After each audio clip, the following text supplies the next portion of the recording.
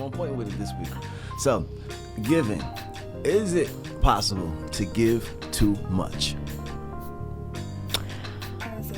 And how do you know when you're giving too much? Okay, so that's kind of, it depends on the giftee and the giftor, right? The person receiving and the person giving.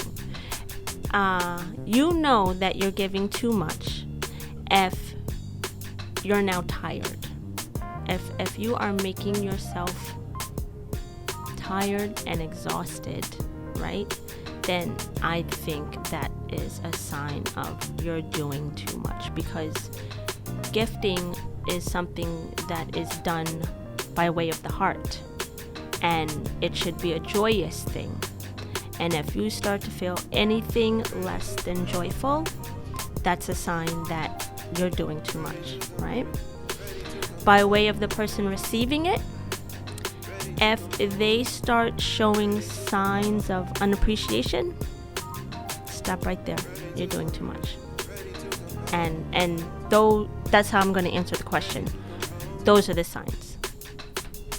Those are the signs in the case of giving or gifting, because you said both words throughout the explanation. Well, in order, you have to give a gift, right?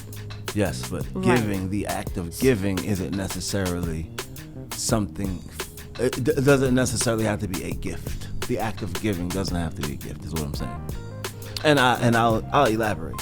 Okay. That's why I sat silently through your explanation. Because I wanted to understand if you were considering the act of giving and the act of giving a gift to be the same thing. Because it sounded to me like you were referring to the act of giving as in the act of giving a gift, which I understand.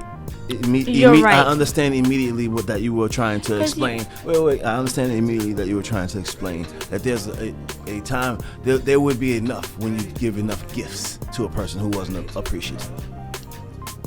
That's what it sounded like. That a person who didn't appreciate shouldn't receive things from you. Because when you use the term gift, that it notates something special. It implies absolutely. A gift implies something. Right. So I'm gonna retract and say gifting. Right? If you're gifting and equally you start to feel anything less than joyful, it's too much. Okay, so I wanted you to specifically touch on giving, not gifting. Okay. I think most people will agree with you. You shouldn't be giving out stuff to people who don't deserve it. That's whack. It's super duper corny. If you're out there gifting people who don't deserve it, you are whack for how whack they are for allowing you, for you allowing yourself. Everybody involved with that is whack. Right. Don't give whack people no gifts for nothing. So now that we got that out the way. Giving. I think that giving should be a 50-50 thing. How so? And please don't use my 50-50 description so literal, because in life, not everything is going to be 50-50 all the time. You chose the words. So I'm asking you to not take it so literal, but it should be a 50-50 thing where I stand strong, you fall weak, where you stand strong, I fall weak.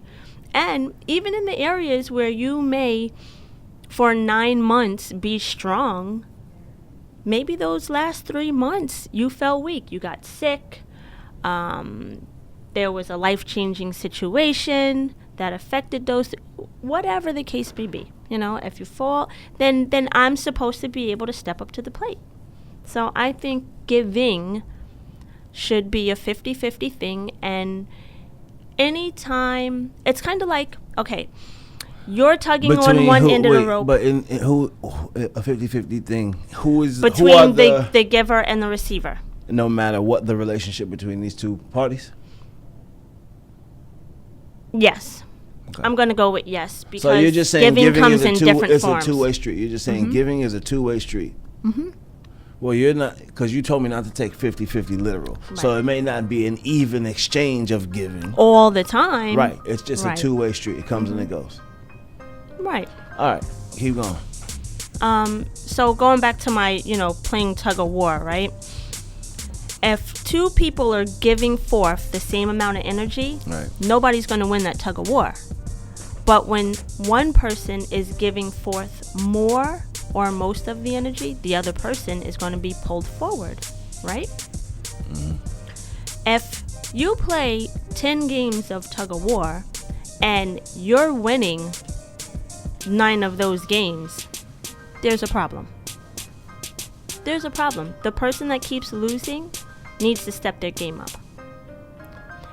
And it may be the situation where the person that is giving may need to even help that person give more.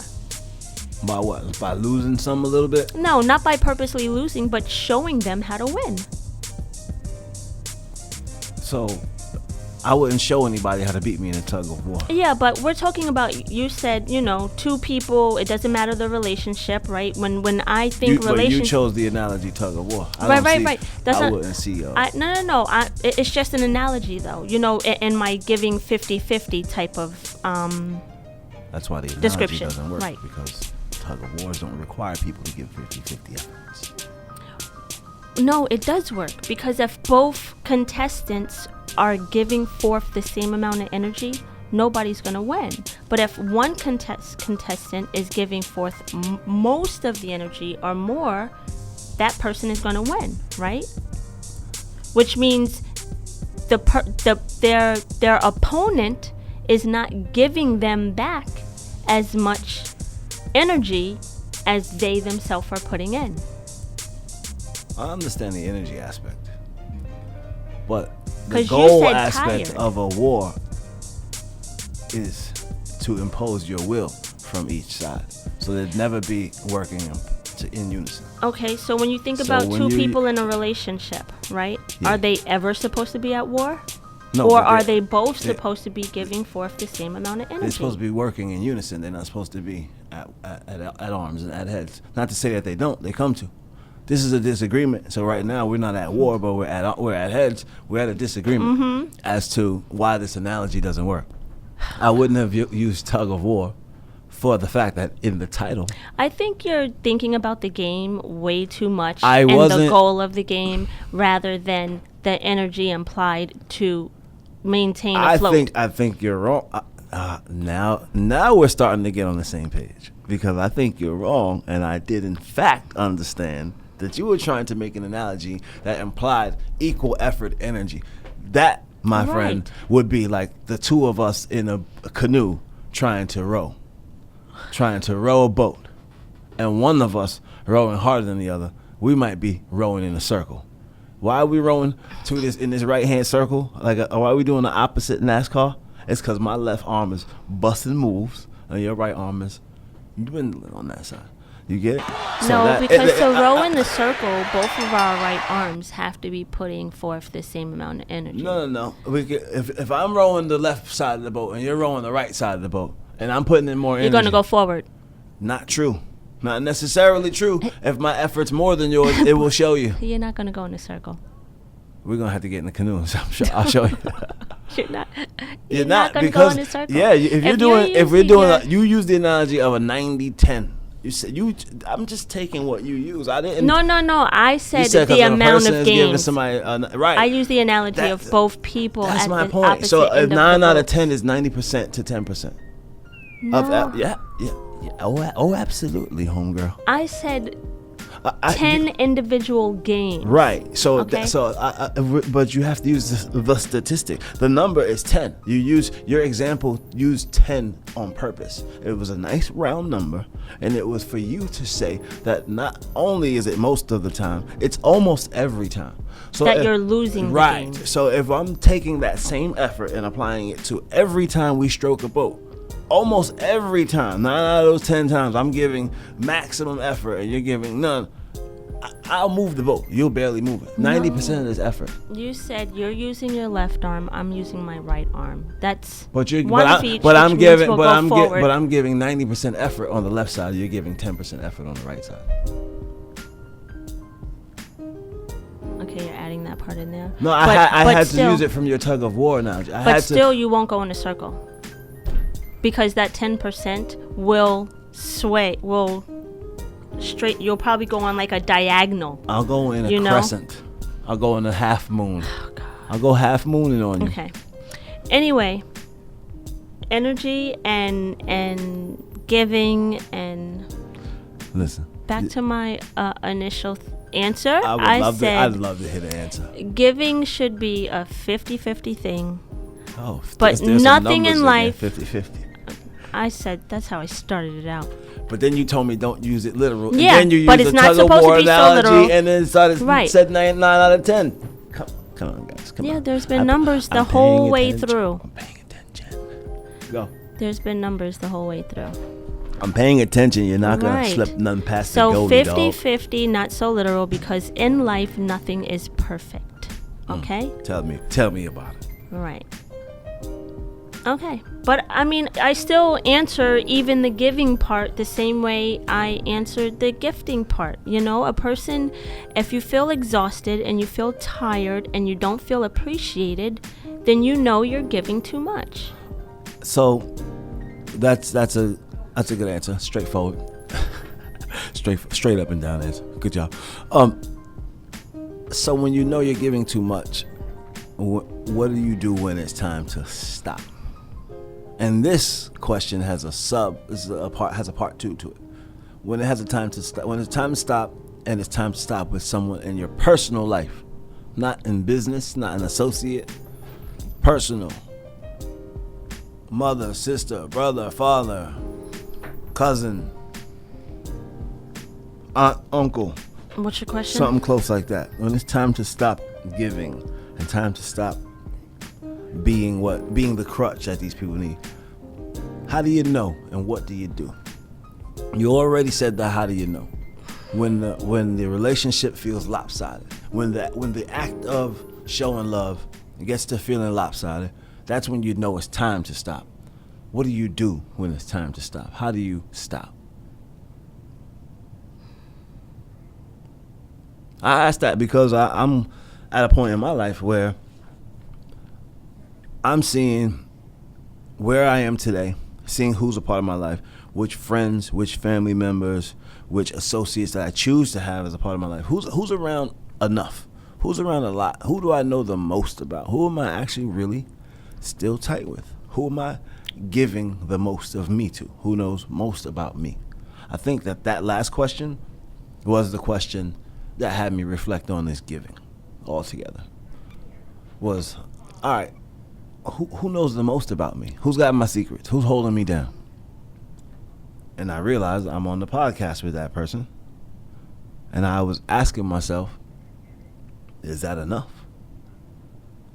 Dudes used to have best friends. I was tight with some dudes. I think I got somewhat of a best friend right now. I don't know if we call it. Do grown men call each other that? Your best friend? I don't know. Do grown women still call it? I'm not a man. Do grown women? Well, I was asking you. I just told you my answer. I don't know. I don't know a bunch of dudes who's running around saying that's my best friend. Grown men. It was when we was younger. It happened often. But not to say there's not. I hear, but also do women still claim a best friend? Yeah. And does that mean does your best friend always mean the person that's most giving in the relationship to you? In a relationship to you. So if giving is of utmost importance in a relationship, it's the most two-way thing that should be done in relationships. Giving, right? It shows intent. It shows that you mean well. It shows why. It shows appreciation. It shows gratitude and appreciation. It shows why a person should keep you in their lives and why you're grateful to have them in your life. Like, it shows those things.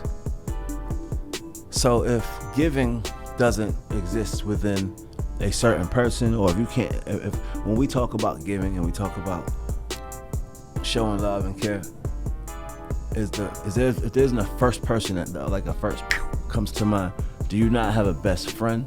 Do grown men and women not have a person that has that earns that giving space? Especially if you have children. If you have children, because giving doesn't have to be what dictates the what is it? The position of a best friend, the title of a best friend. Giving doesn't, or even gifting. Those two things don't have to dictate who your best friend is. Absolutely not. I don't think they have to dictate that at all. I was wondering, that was, I segued off into the best friend thing and kind of asked, but I was asking about when do you know when to stop giving and how do you stop?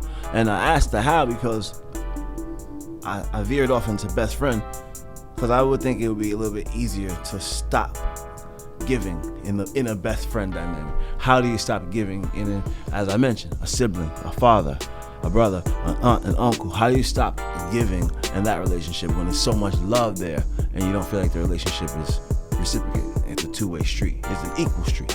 How do you stop giving there without cutting off?